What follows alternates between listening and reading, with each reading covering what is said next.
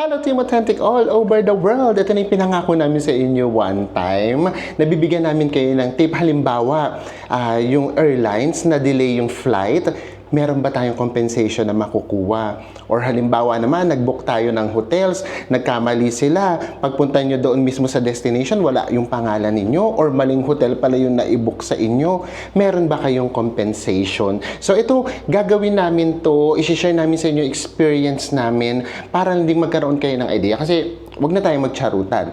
Kapag halimbawa na late tayo sa flight kahit 5 minutes lang, hindi na tayo makakasakay. Same thing with kapag nag-book tayo halimbawa ng non-refundable na hotel, tapos biglang nagkamali lang tayo. For example, i-book pala natin 10 to 12. Ang na-book natin 9 to 11. Hindi na siya refundable. So, I mean, kapag tayo nagkakamali, wala tayong magagawa. As in talagang masasayang yung pera natin. So, paano naman baliktarin natin? Sila naman yung may pagkakamali sa atin. Meron ba tayong makukuhang compensation? And the answer is, yes na yes! So, ayan ang ating pag-uusapan.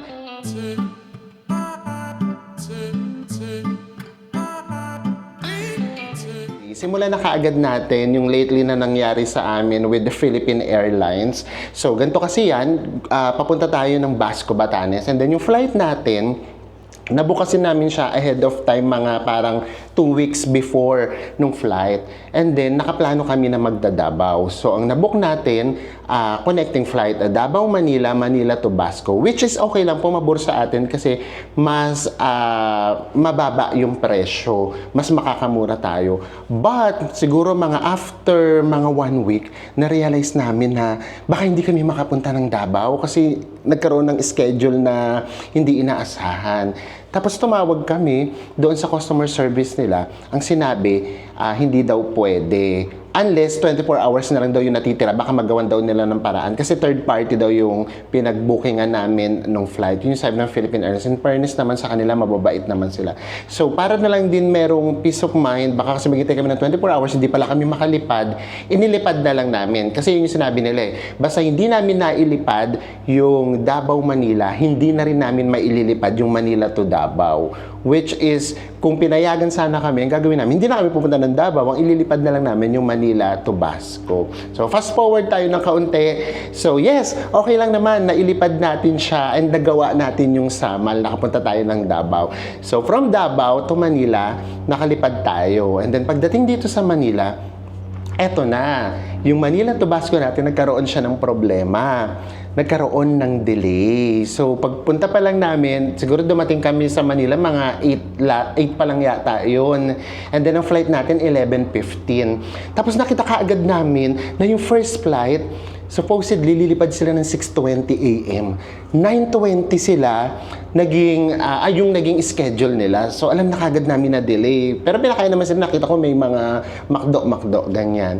And then, naglakas loob na kami, nagtanong na kami na, pati po ba kami madidelay? Kasi, di ba, usually gano'n naman, isa lang eroplano yung ginagamit. And then, sabi nila, hindi, kasi ano lang naman po, ang madidelay lang yung first flight. Yung sa inyo, wala pa namang advice.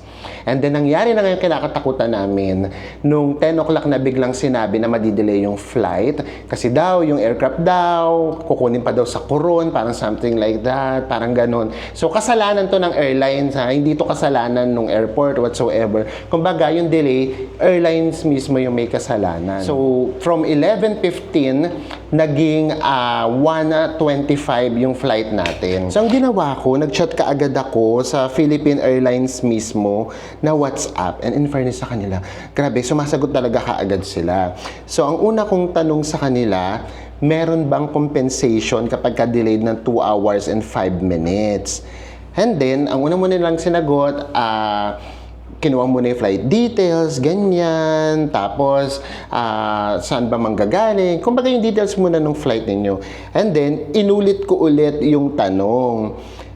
Tinanong ko ulit na delay nga yung flight namin, meron ba kaming makukuha kapag 2 hours and 10 minutes na delayed? Ang sagot nila, yes, tama po, meron po. Punta lang po kayo doon sa parang check-in counter nga sinabi, or head check-in counter or head counter, basta ganyan. So, pakita lang daw namin yung chat nila and then sabihin namin na delay yung flight para daw mabigyan daw kami ng voucher as a compensation. So sa kanila yun ang galing ha, yun yung conversation namin. So, syempre, punta kami ni Enzo. Muna kami sa una, tinuro kami doon sa pangalawa. So punta kami doon sa pangalawa na, pagpunta namin sa pangalawa, ang sabi sa amin, nagkamali lang daw yung customer service. Nakausap namin doon sa call center, doon sa WhatsApp. Wala daw ganon. Ang sinasabi daw na compensation, yung food, yun nga daw yung McDo, ganyan. Baka nagkamali lang daw, voucher daw talaga yung ibibigay.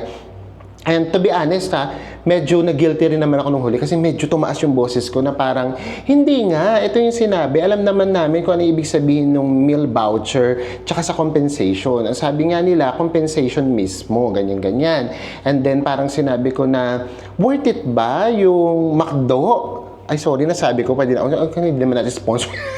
Worth it ba yung isang meal para dun sa oras na mawawala sa amin? Kasi, imagine niyo ang pupuntahan natin, Basco Batanes, mahal yung pamasahe. Tapos masasayangan ka ng 3 hours. O nga pala 3 hours yung na-delay sa amin. Yung 2 hours kasalanan ng airlines and then yung 1 hour, hindi kami makalipad kasi siguro wala nga kasi sa schedule. Kumbaga tagal pa namin naghintay sa aeroplano. So, all in all, 3 hours yung nag-delay namin.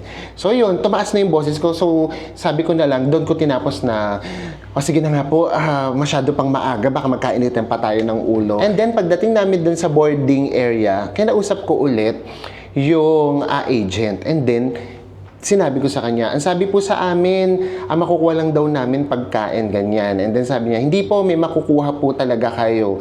And then sinabi ko na, okay, sige, paki-forward na lang, ganyan. So, ang bait naman kausap. And then, wala na, nakalipad na kami, napakain kami ng McDo, in all fairness naman. So, after nun, kinabukasan, May 19 kasi yung flight natin Kinabukasan, May 20, may na-receive na akong email. Ayun na, yung humihingi na ng sorry, ganyan, kasi daw sa delay. And then, as a compensation daw, bibigyan daw tayo ng 1,000 worth of e-gift yung tawag sa kanila. So, pwede daw natin gamitin pag bubuk tayo ng flight. And then, ang ginawa ko, nakipag-ano pa ako, guys.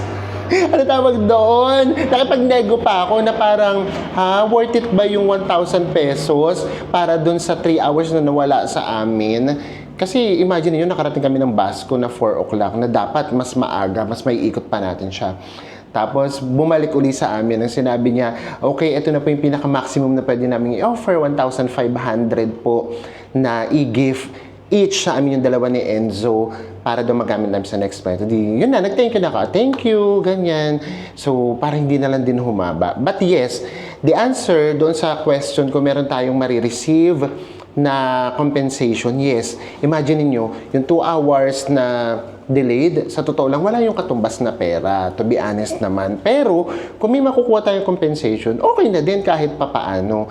Ilan ba yung nakakaalam na merong compensation? Yung first flight pa lang na na-delay, pagpalagay natin 50 katao sila. And then kami na na-delay ulit yung second flight, 50 din na katao. Imagine niyo kung lahat tayo or lahat kami alam namin na may compensation at lahat kami mabibigyan ng 1,500 pesos. Diba? Kaya ito yung mga hindi natin masyadong naririnig sa mga airlines. Kasi imagine niyo kung lahat tayo alam natin to, di ba? Medyo malaki yung mawawala sa kanila. Na to be honest naman, hindi naman natin yung kasalanan. So yeah, minsan meron kang guilt na ma-feel, pero ang dami na rin naming flights na na-miss, guys, dahil lang din sa konting pagkakamali namin. Na at the end of the day, tinatanggap namin kasi mali namin. So, pakiramdam namin, kung sila naman yung magkakamali, dapat lang din naman talaga na meron din tayong makuha. Ang sabi ko nga dun sa kausap ko, this not just about the money, yung accountability na lang. Kasi nasira yung itinerary mo. Hindi ko naman sinasabing okay lang yung na-delay nung 6 o'clock kasi naririnig ko nga, umalis pa sila sa kanila, alas 2 pa, alas 3, tapos yung pala madidelay din, di sana daw natulog na lang sila.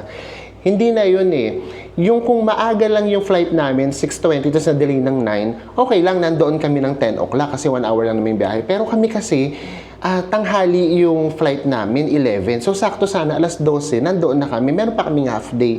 Ang nangyari sa amin, nakarating kami doon, 4 o'clock na. So, sayang yung oras namin. So, yeah, again, pagka may delayed ang flights, 2 hours, meron na yung compensation. At sa kanila yun nanggaling, guys, nagtanong lang ako. Parang sinabi ko lang na meron ba kaming makukuhang compensation, delay yung flight namin ng 2 hours and 10 minutes.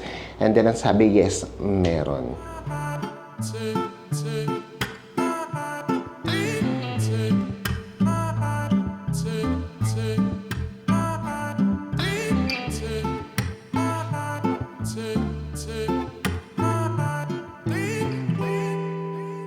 Next naman na tayo. Ito naman yung sa hotel booking. Ito naman sa Agoda namin to na experience. Naalala nyo yung hotel natin doon sa Nakpan, yung doon sa El Nido. Yung worth kasi ng hotel na yun, alam ko pumapatak siya ng 12 to 15,000 a night. And then, mahilig nga kasi ako na tumingin-tingin ng mga hotels. Lagi yan, tumitingin ako kung ano yung mura, ganyan. Tapos, bigla akong nakita, yung Nakpan Beach Resort ba, pangalan nun, parang ganyan. Bigla akong nakita na from 12,000, bigla siyang parang nasa 2,000 na lang ata, ganun. So, ang ginawa ko, kasi syempre, hindi naman kami doon makakapag-stay kung hindi naman siya ganun kamura. So, inisip ko, ay baka bigla nag-promo. So, bigla ko kaagad siyang binook ng 4 nights yata or 3 nights. Sorry, hindi ko na maalala. And then, after 1 week, eto na yung nangyari. Nag-book na nga rin pala kami ng nung na-book namin yung hotel, tsaka kami nag-book ng flight papuntang Puerto Princesa. So kung hindi mura yung hotel, hindi kami magbo-book ng flight. Since mura lang din naman yung flight, so ginawa na namin. So ito na ulit. After 1 week, biglang nag-email sa amin yung Agoda na sinasabi na nagkamali lang daw ng presyo that time. Na ang totoong presyo daw, ito, ganyan, nagkaroon lang daw ng technical problem. So, ang sinasabi, i-refund na lang daw yung pera and then maghanap na lang daw kami ng ibang hotel or ihahanap nila kami ng ibang hotel na same yung presyo doon. But ang problema nga kasi doon, wala naman kaming plano magpunta ng El Nido. Kaya lang kami nag-El Nido kasi nakita namin yung specific hotel na yon na nagmura siya. So, nang hinayang ako dahil mura siya, kaya nag-book na kagad kami ng Puerto Princesa. So, yun yung inilalaban ko. Sinabi ko nga sa kanila na, kaya nga ako nag-book ng Puerto Princesa, ganyan. So, ang dami din nun. Siguro mga 5 days kami nung nagpalitan ng mga conversation. And then, dumating pa sa point na sinabi ko, ganito na lang, kahit yung 1 night na lang, yung tawag nito, ma-stayan namin. Okay na sa amin yun. And then, yung 3 nights, hanap na lang kami ng ibang hotel. Kumbaga, wag nyo na kaming i-refund kung magkano yung binayad namin. Pag-stayan nyo na lang kami doon ng 1 night. Tapos, sinabi ko, paki-review. Kasi, usually, Agoda yung ginagamit namin. Paki-review nyo po yung account namin. Agoda talaga ginagamit namin. We are a loyal customer, ganyan. Parang, hindi naman namin deserve yung ganito. Parang masisira yung bakasyon namin. And then, nung sinabi ko yun, nireview siguro nila yung profile natin. And then, ayun na, bigla nang nag-email na, okay na po, parang ganyan. In English, guys, pasensya na. Parang sinabi na, sige, as a loyal customer of Agoda, hindi pa kami affiliate that time, guys, ha. So, as a loyal customer of Agoda, okay na po, mag-stay po kayo dun sa hotel, wala po kayo ng additional na babayaran, ganyan. So, yun. So, yun yung naging compensation. Hindi naman compensation, kumbaga pagkakamali nila yun, so, hinayaan nila kami makapag-stay doon. So, yun din naman yung sinasabi namin sa inyo. Ilang beses na rin kami nagkamali sa Agoda. Kasi nga, guys, syempre, di ba, tayo, multi-country kasi pinupuntahan natin. Minsan nag-overlap ako. For example, ang Bangkok pala, 1 to 4. Tapos, ang susunod pala namin, halimbawa, 4 to 8. Minsan nagagawa ko, 3 to 8, ganun. So, imagine niyo yun. Meron akong 1 day, or meron kaming 1 day na nasasayang na hindi namin napapag-stayan. Or minsan naman sumusobra ako, akala ko hanggang 10 kami. Yung pala hanggang 9 lang yung date. So, nasusobrahan kami ng 1 night na bayad, pero hindi namin yun nare-refund. And okay lang, yung kasalanan namin yun. So, ang dating sa amin, kapag kakasalanan nyo, of course, dapat meron din tayong makukuha, parang ganyan. So, ang nangyari, nakapag-stay tayo dun sa hotel na yun na hindi tayo nag-additional na bayad. Parang binayaran lang ata namin dun, guys. Wala pang 10,000 for 4 nights, parang ganun. Na kung tutuusin, parang nasa 48,000 siya kasi 12,000 na lang a night. So, yun yung nangyari. And again, hindi namin yung kasalanan. Kasalanan yun nung booking website.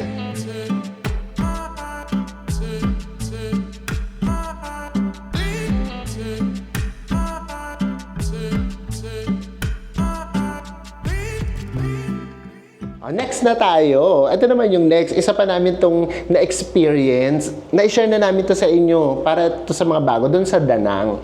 So, pagpunta namin ng Danang, AirAsia naman to, guys. Sa AirAsia naman to na hotel. So, nag-book kami ng hotel sa Danang. And then, pagdating namin dun sa mismong hotel, wala yung pangalan natin. So, syempre, imagine mo yung pagod na pagod ka.